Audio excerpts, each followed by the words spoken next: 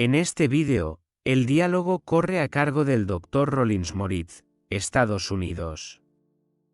Muchos de mis pacientes que han experimentado la muerte clínica comparten conmigo la creencia de que hay otra vida esperándoles más allá del umbral de la muerte, así como la existencia del cielo y el infierno. Siempre he creído que la muerte no es más que un fallecimiento fisiológico natural, basándome en mis propias experiencias vitales. Sin embargo, acontecimientos recientes me han obligado a replantearme radicalmente mis puntos de vista, mirar a mi alrededor y reconocer que necesito reconsiderar este hecho. Todo porque me ha quedado claro que la muerte es un estado extremadamente arriesgado. Morir es peligroso. Llevo muchos años grabando testimonios de personas que han vuelto a la vida después de mucho tiempo. Estaba en el infierno, gritaba un paciente, durante periodos en los que había muerto varias veces y había vuelto a la vida. Una vez, cuando a uno de mis pacientes se le paró el corazón, como confirmó un electrocardiograma, se desplomó en el suelo de mi despacho, empezando a desvanecerse. Cuando acerqué la oreja a su pecho, no oí el menor sonido. Tampoco se le palpaba el pulso cerca de la nuez de Adán. El paciente exhaló un par de veces y luego se quedó inmóvil. Sus músculos sufrieron espasmos involuntarios y su piel empezó a ponerse azul. Empecé a realizar un masaje cardíaco indirecto, aplicando presión en el pecho del paciente, mientras una de las enfermeras intentaba la reanimación cardiopulmonar. Sin embargo, el corazón no dio señales de vida y nos enfrentamos a una parada cardíaca completa. En ese momento introduje los electrodos del estimulador en la gran vena que hay bajo la clavícula y que conduce directamente al corazón. El paciente empezó a recobrar el conocimiento, pero en cuanto detuve el masaje, volvió a perderlo y su actividad respiratoria se detuvo, la muerte le sobrevino de nuevo. Así murió y volvió a la vida varias veces. Cada vez que se restablecían sus funciones vitales, el paciente chillaba estridentemente. Estuve en el infierno. Estaba muerto de miedo y me pedía ayuda. Yo tenía mucho miedo de que fuera a morir, pero me asustaba aún más la mención del infierno por el que gritaba. Yo también estaba en estado de shock. Es muy difícil describir mi estado de ánimo en ese momento, era como entrar en contacto con algo que no conoces, donde puedes entrar de forma inesperada. En ese momento oí una extraña petición suya. No pares. Te lo ruego. Hay un infierno.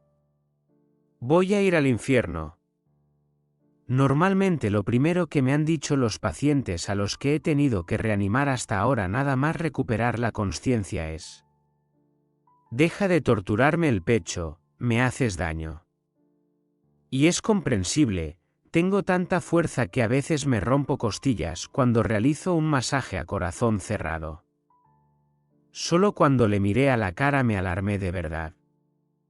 La expresión de su rostro era mucho peor que en el momento de la muerte. Su rostro estaba contorsionado con una mueca de horror, sus pupilas estaban dilatadas y temblaba y sudaba, en resumen, algo indescriptible. Lo siguiente que sucedió fue que abrió mucho los ojos y dijo: ¿No lo entiendes? Estoy en el infierno. Cuando dejes de masajearme, estaré en el infierno. No me dejes volver allí.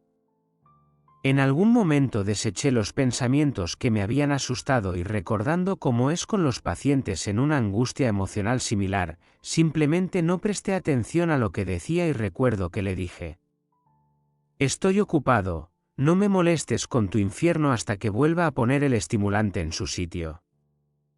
Pero el hombre hablaba en serio, y aquí se renovó mi tormento, y por fin caí en la cuenta de que su ansiedad era auténtica. Estaba en un grado de terror pánico como nunca había visto antes. En consecuencia, empecé a actuar con febril rapidez. Mientras tanto, durante este tiempo el paciente perdió el conocimiento 3 o 4 veces más y volvió a caer en un estado de muerte clínica. Finalmente, tras varios episodios de este tipo, me preguntó: ¿qué puedo hacer para salir del infierno? Se lo ruego. Dígamelo. Y yo, recordando que una vez había tenido que enseñar en la escuela dominical, le dije que el único que podía interceder por él era Jesucristo. Entonces me dijo: no sé cómo hacerlo. Ruega por mí. Rezad por él. ¿Cuántos nervios? Le contesté que era médico, no predicador. Pero él repitió: rece por mí.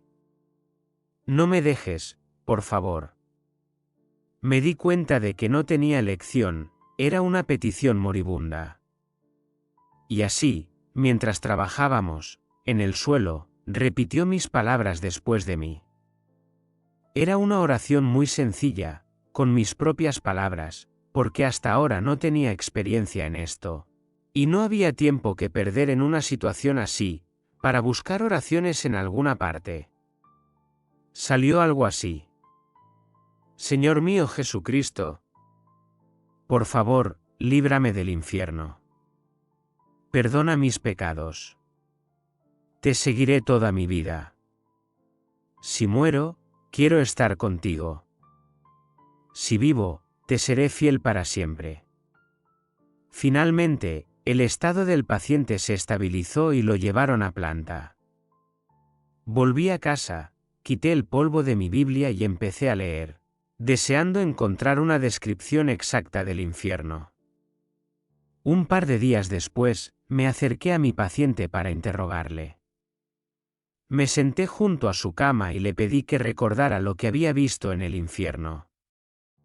¿Había fuego? ¿Cómo era el diablo? ¿Tenía una horca? ¿A qué se parecía todo aquello y con qué podía compararse el infierno? El paciente se quedó atónito. No conservó ningún recuerdo del infierno. Al parecer, había vivido momentos tan traumáticos que su psique fue incapaz de asimilarlos, y acabaron retrocediendo a las profundidades del subconsciente. Sin embargo, este hombre encontró la fe y se convirtió en un cristiano diligente, aunque antes solo había asistido a la iglesia ocasionalmente. A pesar de su tendencia a ser retraído y reservado, empezó a decir a todo el mundo que existe un Señor Jesucristo. También recuerda nuestras oraciones juntos y momentos en los que experimentó una inconsciencia temporal. A pesar de ello, no recuerda haber estado en el infierno, pero dice que se veía a sí mismo desde lo alto del techo y observaba a quienes le prestaban atención médica. También recuerda encuentros con su difunta madre y su madrastra durante uno de sus episodios de muerte clínica. El lugar de estos encuentros era un estrecho desfiladero animado con flores de colores. Allí también se encontró con otros familiares fallecidos, y la experiencia de estar en este rincón verde con flores, iluminado por una luz intensa, fue excepcionalmente agradable. El rostro de su difunta madre, a la que veía por primera vez, había fallecido cuando él solo tenía 15 meses, y su padre se había vuelto a casar al poco tiempo. Pudo reconocerlo entre las muchas fotografías que le trajo su tía después de la ocasión. La reconoció inequívocamente por su pelo castaño, sus ojos y sus labios. El retrato era una representación exacta de lo que había visto. La visión de la mujer, sin duda su madre, le causó un profundo asombro, un asombro similar experimentado por su padre. Estos sucesos pueden ayudar a entender por qué en la literatura predominan las descripciones de experiencias positivas tras la reanimación. Si no se hacen preguntas inmediatamente después de la reanimación, las experiencias negativas desaparecerán de la memoria con el tiempo, dejando espacio solo para las experiencias positivas. Serán necesarias más observaciones para confirmar el reciente descubrimiento realizado por los médicos en el entorno de los cuidados intensivos. Los médicos tendrán que estar decididos a escudriñar fenómenos de este orden realizando encuestas entre los pacientes que han pasado por cuidados intensivos. Estos hallazgos pueden resultar valiosos, como una perla preciosa descubierta en medio de un revoltijo que antes se consideraba insignificante. Son descubrimientos como estos los que me han liberado de la oscuridad de la ignorancia y el escepticismo, reforzando mi confianza en la existencia de una vida después de la muerte que no siempre está llena de nada más que alegría. En Estados Unidos se dice más bien que Jesús te espera y que morirás, por mucho que vivas aquí en la tierra, seguirás con Él. ¿Pero qué pasa con los pecados? ¿Si no nos arrepentimos?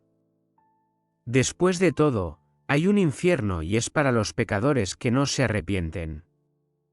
Siempre me ha preocupado. ¿Por qué nos engañan con que podemos vivir como nos plazca? Poco después estaba comentando el caso de uno de los pacientes con el equipo quirúrgico.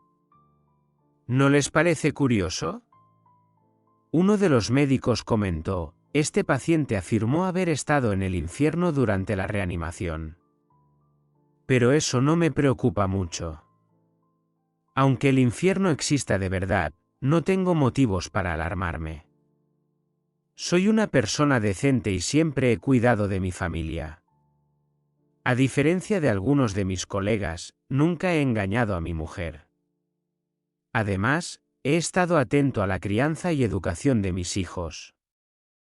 Así que no veo motivo de preocupación.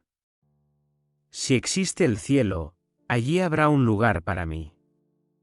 Estaba seguro de que estaba equivocado, pero en aquel momento aún no podía basarme en las Escrituras para apoyar mi postura. Creía que una vida moral por sí sola no bastaba para ganarse un lugar en el cielo. A diferencia de la mayoría de las publicaciones sobre la vida después de la muerte, que describen sobre todo experiencias gozosas, hay que reconocer que existe un infierno además del cielo. Reconocer esta realidad me ha impulsado a analizar pruebas de experiencias desagradables después de la muerte, que parecen haber escapado a la atención de otros investigadores. Creo que esto se debe a que los investigadores solían ser psiquiatras que no participaban personalmente en los procesos de reanimación y no tenían la oportunidad de observar a los pacientes en los momentos de sus experiencias. En mi práctica, esas experiencias desagradables durante la reanimación eran tan frecuentes como las positivas.